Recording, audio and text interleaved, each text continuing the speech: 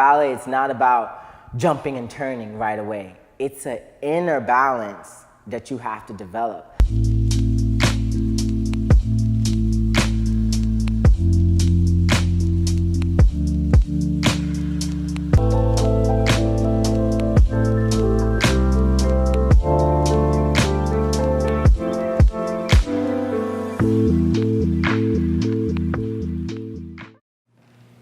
I took my first ballet class from Diane Carney.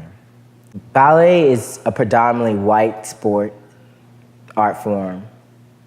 It's predominantly women. And when I first recognized that almost made me not want to do it. It almost made me say, this isn't for me.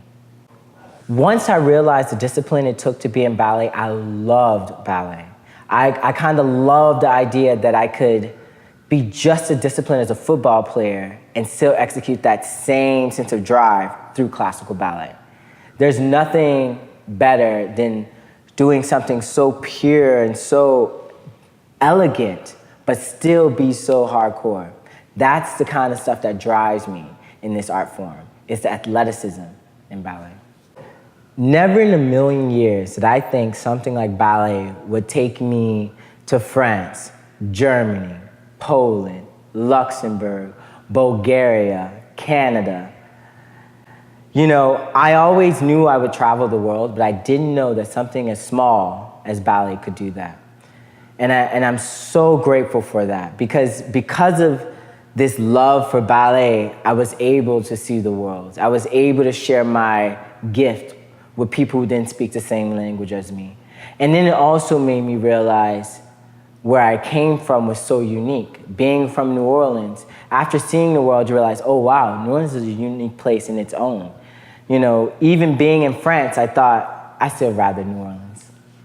So if I was to describe ballet to a blind person, you know, the best thing is already that they're internal.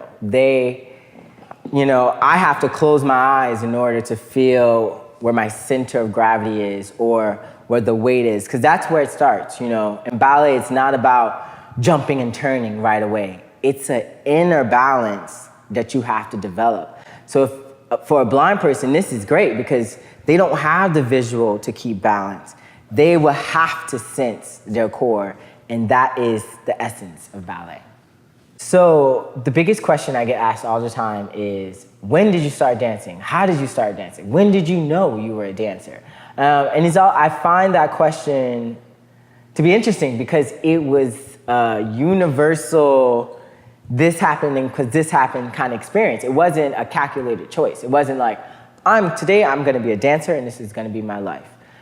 It was faith. It was, God putting the right people in front of you at the right time. In my case, I was fortunate enough to go to a middle school where they offered electives, the first charter school in New Orleans. Because I made these calculated choices, there was a girl I liked. She was in dance, so to be closer to her, I joined the dance class as a joke, but then I was jokingly learning and doing well in the class. So I started dancing late at 12 years old, which is very uncommon for ballet dancers. I wish I had the parents that threw me into classical ballet classes right away, but that was not the case. If anything, my mom, the moment I complained about ballet, she said, you don't have to do this. She was definitely not a stage mom that pushed me into the studio. As soon as I whined or said anything, she'd say, okay, we're going home.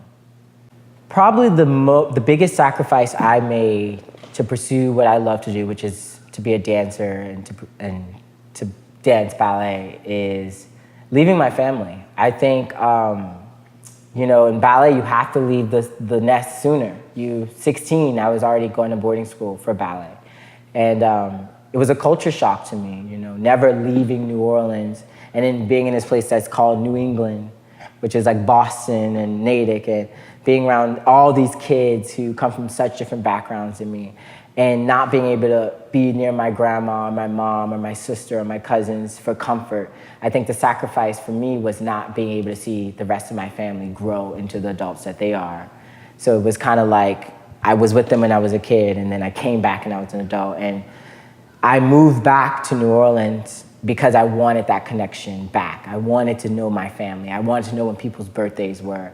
You know, I didn't want to be so much in my bubble that I forgot about my family. And that was the biggest sacrifice I made in pursuing my career, was leaving my family behind. Here are some of the big stereotypes that are just absolutely not. That every male ballet dancer is gay. That is not true. Actually, in ballet culture, most of the men are straight because of the gender roles. How there's a ballerina and the male dancer who partners the girl. You'll find in a lot of big ballet companies that most of the men are straight, married, and that's part of their package, being the male ballet dancer. It's almost encouraged to be straight. So ballet men are not as gay as people may think. Also, that it's easy for guys. It is extremely hard to be a male ballet dancer. One, you're not born with the facility as women. So if you have a lack of turnout or arch foot or hyperextended knees, or you're a little bit more curvier, kind of like me with bigger thighs, it's very difficult to execute ballet technique. Another big misconception about male ballet dancers is that it's not hard. I don't know, that people think it's not hard. It is extremely hard, because not only are you trying to be strong, you're trying to be graceful. You know, football players, they could run, knock you over, they could show that anger, show that. In ballet, you'll be feeling that exact same thing, but you have to have the best poker face you could have in life. Because we're not trying to just win, we're trying to inspire. When it comes to the amount of black male dancers in classical ballet, the numbers are smaller than usual, simply because ballet is still a very white sport. And there's not a lot of black men that are given the training soon enough to be a part of such a big ballet company. And honestly, a lot of times, black men end up doing modern dance, which is why my career, I was like, I don't want to be a modern dancer. That's what most black males do. We become modern dancers. I want to break the mode and become a ballet dancer and be a part of a big ballet company.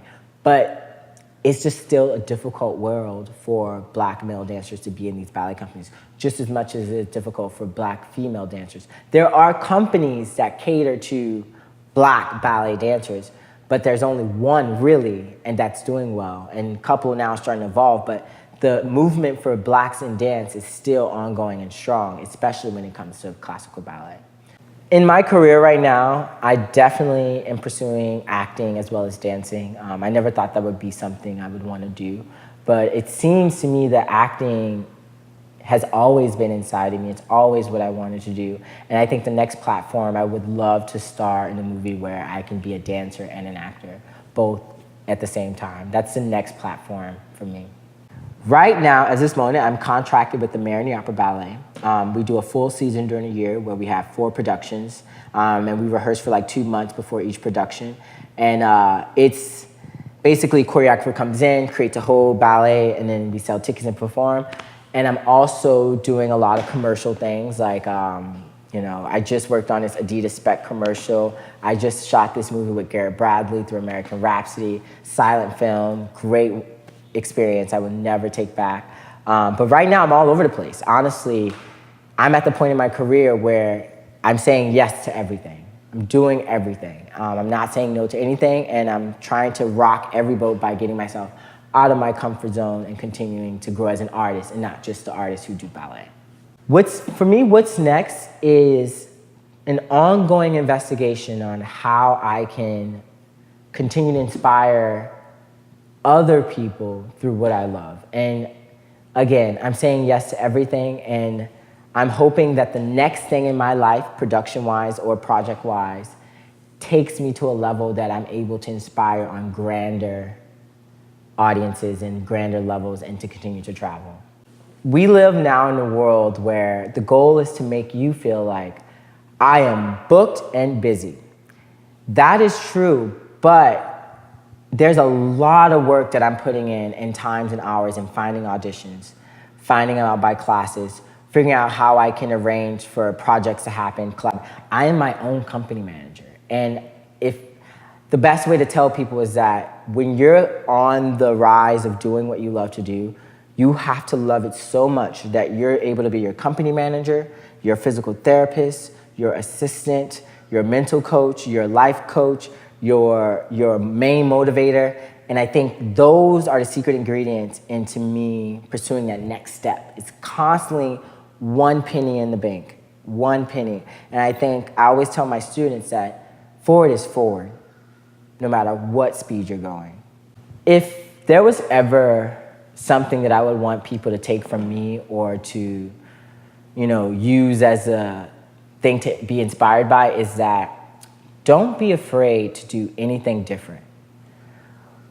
Usually, if it's something that makes you uncomfortable, you probably should be doing it. People don't want to step out of their comfort zone. Ballet for me was stepping out of my comfort zone. That lesson taught me that no matter how uncomfortable a situation may be, that could be the moment that propels you to the next level, and to stay open-minded. I feel like in the Black community, we're so closed off to things sometimes, and we need to now become this community that starts to open up so our kids can open up, and let my unconventional career be inspiration to another kid who does say, you don't have to take this path to success that is so calculated. Go to this school, go here, get the job, save this, buy a house, buy a car. I can tell you right now, I have not bought a car, nor have I bought a house.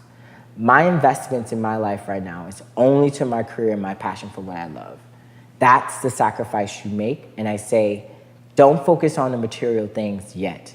Focus on the work and focus on what you love to do. The material things will come.